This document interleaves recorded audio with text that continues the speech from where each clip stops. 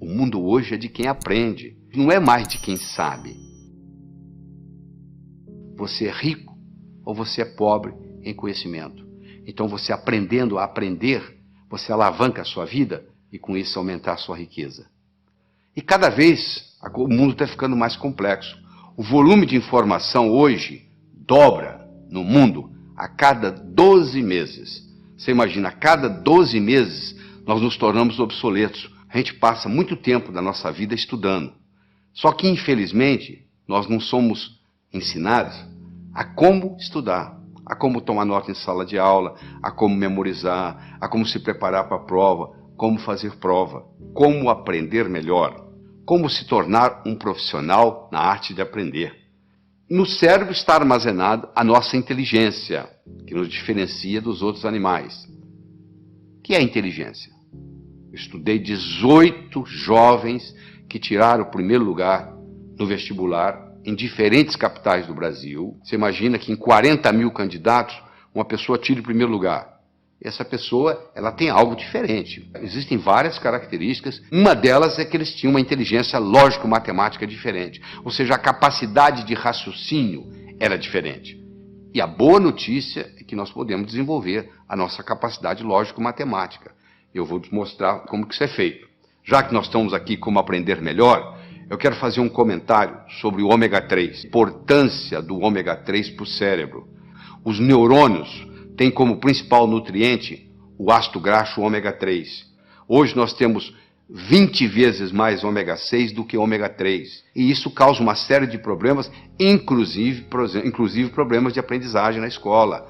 Muitos alunos têm problema de aprender na escola porque tem excesso de ômega 6 ou deficiência de ômega 3 no cérebro. Então a pessoa que ingere maior quantidade de ômega 3 tem a facilidade de aprender mais.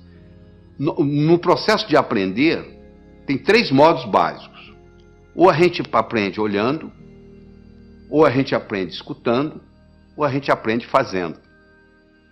Nem todo mundo aprende do mesmo modo. Tem pessoas que são visuais. Bate o olho, está resolvido. Tem pessoas que são auditivas, só precisa escutar. E tem pessoas que precisam fazer. Então você pergunta assim, tomar nota em sala de aula é bom ou ruim? Eu falo, depende do seu tipo de aprender. Olha que interessante. Às vezes uma família tem uma criança, um filho, todo mundo na família sabe que aquela criança é super inteligente. E a criança não se dá bem na escola. E vem reclamações, etc. e tal. E aí eles taxam que essa criança tem uma dificuldade de aprendizagem. Só que essa criança, muitas vezes, ela é sinestésica. E o sistema ensinado na escola, em geral, é audiovisual. Esses que não estão sabendo ensinar. E isso faz uma diferença enorme. Às vezes você está aprendendo do modo errado. Às vezes você não é um estudante brilhante, porque você está tentando aprender num canal diferente daquele que é característica sua. Eu quero falar sobre uma outra coisa muito importante aqui. Infelizmente, aquilo que a gente aprende na escola, se você fizesse hoje uma prova, a última prova que você fez como estudante na sua vida, se você repetisse essa prova hoje, você não ia tirar nem metade da nota que você tirou naquela época. Você esqueceu por quê? Porque você aprendeu só um lado do cérebro. Tudo aquilo que eu aprendo com os 2 lados do cérebro fica comigo para o resto da vida. Se eu aprendo a andar de bicicleta, mesmo que eu passe 20 anos sem andar, se eu subir numa bicicleta, eu ando. Se você entender claramente o que o professor está ensinando na aula, você não precisa estudar em casa. Você já tem o material pronto. Como que eu vou? O que eu tenho que fazer? Eu vou anotar palavras? Eu vou anotar números? Não. Você não vai anotar nem palavras, nem números. Você vai anotar ideias.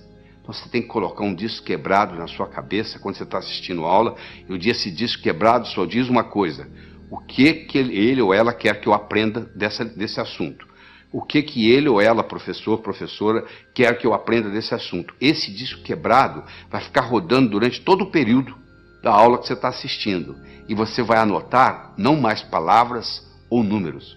Você vai passar a adotar ideias. Esse aqui é o grande segredo. Uma outra coisa muito importante aqui é sobre o movimento dos olhos. Você já percebeu que à medida que você vai conversando, os seus olhos estão movimentando em todas as direções? Pois é, basicamente, nós podemos colocar os nossos olhos em 9 posições diferentes. Você pode olhar para cima, para a esquerda, para o centro, para a direita. Você pode olhar na horizontal, para a esquerda, para o centro, para a direita. Você pode olhar para baixo, para a esquerda, para o centro, para a direita. Bom, vamos tirar as posições centrais, porque não tem nada a ver com a nossa conversa aqui hoje. Sobram 6 posições. 2 para cima, 2 na horizontal, 2 para baixo. Não é verdade? Todas as vezes que você movimenta os seus olhos para cima, você ativa a parte visual do cérebro. Toda vez que você move os seus olhos na horizontal, você ativa a parte auditiva do cérebro. E toda vez que você olha para baixo, para a sua direita, você ativa a parte sinestésica do cérebro. Então, se eu, por exemplo, quero recordar algo, qual foi a cor da camisa que eu usei domingo passado? Pode ver que na mesma hora meu olhar vai subir. Vai subir para quê? Para procurar a cor da camisa.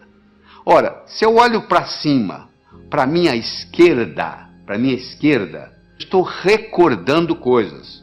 Se eu olho para cima, para a minha direita, eu estou construindo coisas. Então, se eu estou estudando e eu quero memorizar alguma coisa, uma fórmula de física, por exemplo, eu vou olhar para cima, primeiro para a minha direita, para poder construir aquela fórmula de física dentro da minha cabeça. E depois eu vou olhar para cima, para a esquerda, para eu poder recordar, repetir aquela fórmula de física, até que ela fique parte da minha estrutura psicológica. Isso é muito importante entender, porque o movimento do olho facilita o processo. Olha só que interessante, a pessoa vai fazer o vestibular, vai fazer um teste, e chega lá e diz, eu dei branco. Por que ela deu branco? Porque ela colocou a cabeça para baixo, olhando para a prova, olhando para o teste. E faz essa pergunta, e ela esqueceu a fórmula de física. Se ela tivesse simplesmente levantado a cabeça e olhado na posição certa, ela teria resolvido o problema. Mas como ela está olhando para baixo, não teve a oportunidade de ter acesso ao campo visual, aquela fórmula de física não vem na cabeça dela. Os olhos são as janelas da alma, eu diria também que os olhos são as janelas da mente. Nosso desempenho, ele vai depender da nossa motivação, ele vai depender da nossa competência, ele vai depender da nossa oportunidade. A motivação é o querer, a competência é o saber e a oportunidade. Então, você, para ser um bom estudante, você tem que estar motivado. Só motivado não adianta. Tem muita gente motivada, mas desmotiva logo, porque não tem a estratégia, não tem a competência de desenvolver o processo. Então, não tem um modelo. Eu mencionei que trouxe a São Paulo 18 jovens que tiraram o primeiro lugar no vestibular em diferentes capitais do Brasil. Durante 12 horas, nós respondemos apenas uma pergunta. O que faz um jovem passar em primeiro lugar no vestibular? E depois de toda essa análise, nós descobrimos 3 coisas básicas que existem em todos os que passam em primeiro lugar. Primeiro é a autoconfiança. Só a autoconfiança não faz você passar no vestibular. Sem autoconfiança, você não passa no vestibular. Aquele branco que dá na prova, muitas vezes, é falta de autoconfiança. Então, a autoconfiança é fundamental. Todos esses jovens que passaram em primeiro lugar no vestibular tinham confiança de que iam passar no vestibular. Essa é a primeira coisa. Segundo, todos eles tinham motivação para estudar. O vestibular não era um obstáculo, era uma etapa. Porque a visão deles estava lá na frente. O que eles iam fazer depois de formado? Eles já estavam pensando lá na frente. E aquele vestibular era nada mais, nada menos do que uma etapa, e não um obstáculo. E todos esses 18 jovens que tiraram o primeiro lugar, eles tinham estratégia em tomar nota em sala de aula, estratégia em se preparar para a prova, estratégia em fazer prova, estratégia em estudar em casa. Tudo isso, estratégia em ler, estratégia em memorizar. Todos eles, sem exceção, usavam mnemônicos, usavam um processo de memorização, provando que todos nós temos uma ótima memória. Às vezes nós não sabemos usar essa memória. Deixa eu conversar um pouquinho sobre a autoconfiança. Se eu colocar uma tábua de 40 centímetros de largura, 10 metros de comprimento aqui no chão, você consegue andar nela. Essa mesma tábua colocada entre 2 postes, já não é a mesma coisa. Você vai lá e treme na base e não anda. Fazer a prova sozinho em casa é uma coisa. Fazê-la no dia do teste, no dia do concurso, no dia do vestibular, é outra coisa muito diferente. É mais ou menos assim, em casa eu estou andando com a tábua no solo. E lá no dia eu estou andando com a tábua lá em cima. Então tem muita gente que se assusta, porque quando chega na hora do teste, chega na hora da prova, chega na hora do vestibular, chega na hora do concurso público, treme na base. Porque é como se estivesse andando na tábua lá em cima. Imagina você está fazendo uma prova de 80 perguntas. Você tem 4 horas para terminar a prova. Você encara o primeiro problema. Você fica 7, 8 minutos no problema e não consegue resolver. Sabe como é que a sua autoestima faz? Vai lá no pé. Pronto, a sua autoconfiança acabou. O resto da prova você já não tem o mesmo desempenho mental. Olha que interessante. Para fazer prova existe estratégia. Você quer estratégia? Você lembra quando você era criança, você jogava vareta? Soltava as varetas na mesa, qual que você pegava primeiro? A mais fácil. E depois? A mais fácil. E depois? A mais fácil. Você não ia buscando a mais fácil? Então, na prova é a mesma coisa. Você tem que pegar a prova e dividir ela em questões A, B e C. A são aquelas perguntas que você sabe responder. B são aquelas que você sabe responder, mas que vai dar um pouco de trabalho. E C são aquelas que você não sabe se vai responder. Você responde às A's, marca as B's e pula as C's. Se você, aí quando você terminar as A's, você já fez bastante ponto, a sua autoestima já está elevada, você vai e resolve as B's. Se sobrar tempo, você vai encarar as C's.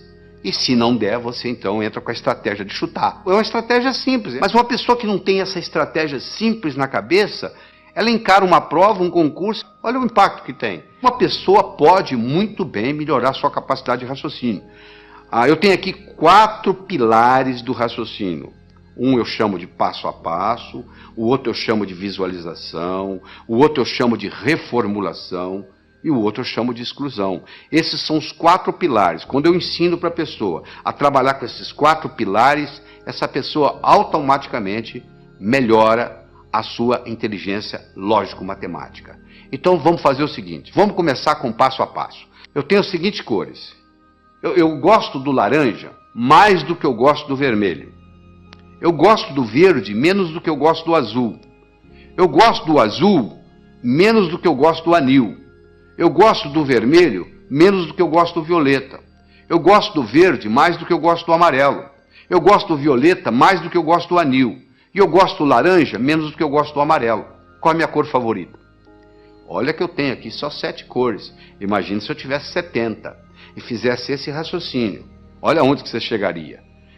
Você pode começar a trabalhar nisso aí, se você vai ficar, tem gente que leva meia hora, 1 hora e não consegue chegar à conclusão, porque não pegou o modelo ainda. Eu vou lhe ensinar o modelo, você vai resolver isso em 10 segundos. Porque é muito simples, olha como é que o modelo é simples. A primeira está escrita assim, eu gosto do laranja mais do que do vermelho. Então laranja passa a ser a minha cor favorita. Eu vou procurar onde é que tem laranja, vai lá no 7 tem laranja. Lá está dizendo que eu gosto mais do amarelo do que do laranja. O amarelo passa a ser a minha cor favorita. Eu vou procurar onde tem amarelo. Eu vou lá no 5, tem amarelo. Eu gosto do verde mais do que do amarelo. O verde passou a ser a minha cor favorita. Vai lá no 2, onde está o verde. Olha lá. Eu gosto do verde menos do que do azul. O azul passou a ser a minha cor favorita. Eu vou onde tem azul. Eu vou lá no 3, tem azul. Eu gosto do azul menos do que eu gosto do anil. Anil passou a ser a minha cor favorita. Eu vou lá no 6, olha lá. Eu gosto de violeta mais do que eu gosto de anil. Violeta passou a ser a minha cor favorita. Eu vou lá no 4, onde tem violeta, e confirmo. O violeta gosto mais do que o vermelho. Com a conclusão que eu cheguei, a minha cor favorita é o violeta. Olha que bacana. Na hora que eu criei esse esquema, pronto, agora ficou fácil. Eu tenho um modelo, sabe por quê? Eu aprendi a pensar passo a passo. Esse é um jeito. É aprender a pensar passo a passo. Você já deve ter aprendido o teorema de Pitágoras, né? O quadrado da hipotenusa é igual à soma dos quadrados dos catetos. Se a minha hipotenusa é 5, que no caso aí é o A, o quadrado de um dos catetos é 4, 4 vezes 4, 16, do outro é 3, 3 vezes 3, 9, 16 e 9, 25, o quadrado de 5 é 25. Não é isso? E daí? O que eu vou fazer com o quadrado da hipotenusa é igual à soma dos quadrados dos catetos? A aplicabilidade que isso vai ter na minha vida? Olha aí na figura. Você está vendo aí, ó? Está aí a hipotenusa, que são 25 quadrados. Um cateto, que é o B, é 4, dá 16 quadrados. O outro é 3, dá 9. 16 e 9, 25. Se eu estou numa arquitetura, numa construção, eu quero construir 2 salões que correspondem a um terceiro. Olha aí, se eu uso isso aí, está resolvido o problema. Olha a aplicabilidade que isso tem.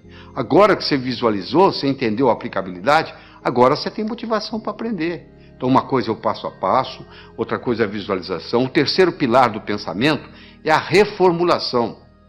Quanto que é 2/3 de uma metade? Você sabe? 2/3 de uma metade. Metade de 2/3 é 1/3. Então, você reformulou, mudou a ordem e resolveu. Às vezes você não resolve o problema porque você não está sabendo reformulá-lo. Você reformulou, você está numa prova, reformula o problema. Às vezes você não resolve daquele jeito. Você tem dificuldade em dizer quanto é 2/3 de uma metade, mas você não tem dificuldade em dizer quanto que é metade de 2/3. Falou? E finalmente, nós vamos conversar sobre o pilar da exclusão. Eu tenho aqui um probleminha muito simples. Você vai pegar os números 1, 2, 3, 4, 5, 6, 7, 8, 9. Vai colocar nesses 9 quadrados que estão aí. De tal forma que, se eu somar na horizontal, somar na vertical ou somar na diagonal, tem que dar 15. Não interessa como eu somar, tem que dar 15. Bom, poxa, complicado? Não é complicado. Quer ver como é simples? Primeiro, qual que é o quadrado mais importante? O do meio. Porque ele participa da vertical, ele participa da horizontal, ele participa da diagonal. Ele é o que mais participa de tudo. Então, se eu resolver esse problema aí, eu resolvo praticamente 90% do problema. Qual o número eu vou colocar aí? Eu não posso colocar o 1. Porque se eu colocar o 1, vai ter um lugar que vai ter 2, 1 e 2, 3, para 15, 12. Eu não tenho 12. Eu não posso colocar o 1, não posso colocar o 2, porque o 2 também vai ter um lugar que tem 1. Eu não posso colocar o 3. Por que eu não posso colocar o 3? Porque se eu colocar o 3 aí, vai ter um lugar que tem 1. 3 e 1, 4. Para 15, 11. Eu não tenho 11. Eu não posso colocar o 4, porque se eu colocar o 4 aí, vai ter um lugar que vai ter 1. São 5. Para 15, 10. Eu não tenho 10. Eu posso colocar o 9? Não. Se eu colocar o 9 aí, tem um lugar que vai ter 8. 9 e 8, 17. Já passou de 15. E se eu colocar o 7? Também não pode. 9 e 7, 16. Já passou de 15. E se eu colocar o 6? 9, 6, 15. E o que sobra para o outro? Eu não tenho 0. Então eu vou excluindo, você chega à conclusão que só tem um número para eu colocar aí, é o 5. E na hora que eu coloquei o 5 aí, a coisa fica muito simples. Você pode fazer você mesmo aí, você vai ver aí que se você somar na horizontal, somar na vertical, somar na diagonal, o resultado dá sempre 15. Eu comecei o problema, você fala, isso eu não consigo fazer. Não consegue não. É porque você não tinha parado para pensar no processo da exclusão. Agora você tem o pilar da exclusão, da visualização, da reformulação, do passo a passo. E aí o processo vai. Então nós já falamos, é importante você levar em consideração a motivação. Como é que você motiva? Você fica olhando a sua meta. E é uma coisa, gente, preparar para o vestibular, preparar para concurso, preparar para a vida, não é uma corrida de 100 metros. É uma maratona. Eu tenho que aprender para a vida. Eu tenho que manter isso na minha memória. E o que acontece com a maioria dos estudantes? Aprende, esquece, aprende, esquece, aprende, esquece. E diz assim, minha memória é ruim, a memória não serve para nada. Não é só a memória que é ruim, é porque você não sabe usar a sua memória. Deixa eu lhe ensinar 3 segredos. A memória gosta de movimento. Uma coisa é eu pensar num cachorro parado, outra coisa é pensar num cachorro correndo. É totalmente diferente. Aquelas memórias que você tem na sua mente, elas estão lá na forma de filmes. E não na forma de slides. Se você memoriza coisa parada, você esquece. Se você memoriza em movimento, você vai se lembrar sempre. Segundo, existem estudos mostrando que o professor que trabalha com giz de 2 cores aumenta em 19% o desempenho da classe que ele está lecionando. Porque você usando mais de uma cor, você estimula outras áreas do cérebro. Se você trabalha só com preto e branco, você está trabalhando com a área esquerda, o seu hemisfério esquerdo do cérebro. Se você trabalha com colorido, outra cor qualquer, você está trabalhando com o lado direito. Então você procura estudar com a caneta de pelo menos 2 cores. Terceiro, você tem que exagerar. Uma coisa é você pensar num cachorro, outra coisa é você pensar num cachorro do tamanho de um elefante. Ora, se eu vou guardar uma fórmula de física, eu imagino a fórmula de física do tamanho de um prédio. Eu coloco ela na minha cor favorita e eu ponho ela piscando. Aquilo nunca mais sai da minha cabeça. Eu vou memorizar um telefone, eu imagino os números do tamanho de um prédio. Eu imagino os números coloridos, eu imagino os números piscando. Pronto, aquilo ali memoriza. Então não existe a história de memória ruim. Todos temos uma boa memória. Se você tem um carro novinho e você não sabe dirigi-lo, não vai ter nenhuma utilidade para você. Você não vai culpar o carro. É a sua habilidade de dirigir que tem que melhorar. A sua memória não tem problema nenhum. Só que você não sabe usá-la. Isso é diferente. Então ela gosta de movimento, ela gosta de cores, ela gosta de exagero, ela gosta de mnemônicos. Todos esses jovens, 18 jovens que eu estudei, que tiraram o primeiro lugar no vestibular, todos eles, sem exceção, trabalhavam com mnemônicos. Você quer ver um mnemônico simples? 30 dias tem abril, junho, setembro e novembro. De 28 só há 1, todos os demais 31. Pronto. Se o mês tem 30 ou tem 31 dias, está aí para você na tela aí, o mnemônico para você olhar. Então você tem que criar seus próprios mnemônicos, um jeito de você fazer para facilitar a sua memória. Todos os 18 jovens não só trabalhavam com mnemônicos, mas trabalhavam com fichas de revisão. Eles faziam verdadeiros baralhos, baralho de física, baralho de química, baralho de biologia, e eles iam colocando aquilo ali, fazendo toda noite antes de dormir, eles faziam uma revisão. A medicina mostra que os últimos 20 minutos, o que você vivencia nos últimos 20 minutos antes de dormir, rumina na sua cabeça a noite toda. Se você estuda o dia inteiro, vai assistir televisão e vai para a cama, o que vai ruminar não é o que você estudou durante o dia, é a televisão que você assistiu. Então você estuda o dia todo, assista a sua televisão merecidamente, volta à mesa de estudos, estuda mais 10, 15 minutos, aí você vai para a cama, aí você vai passar no concurso, você vai passar no vestibular, porque você está ruminando a noite toda aqueles 15 minutos de revisão. Repetição é a mãe do aprendizado, não é verdade? Como é que você aprendeu a andar? Você levantou, caiu, levantou, caiu, levantou, caiu, até que um dia você andou. Então é muito importante você entender isso. É muito importante você colocar ritmo e rima. É muito importante você... o contexto. É fundamental o contexto. Você não tem ideia do contexto. O contexto é assim, quer ver? Onde é que eu coloquei a chave? Onde é que eu coloquei aquela chave? Você não consegue se lembrar. Aí de repente você entra naquele quarto. Coloquei ali. Porque você entrou no contexto onde estava a chave. Ora, se eu estou lá na prova, eu estou tentando lembrar aquela fórmula de física, eu não consigo lembrar a fórmula de física, não consigo me lembrar... Aí eu fecho os olhos, me transporto para a minha mesa de estudos, lá onde eu estudei aquela fórmula, de repente vem na cabeça. Isso é um truque espetacular para a memória. E outra coisa importante é a respiração ajudando na memorização.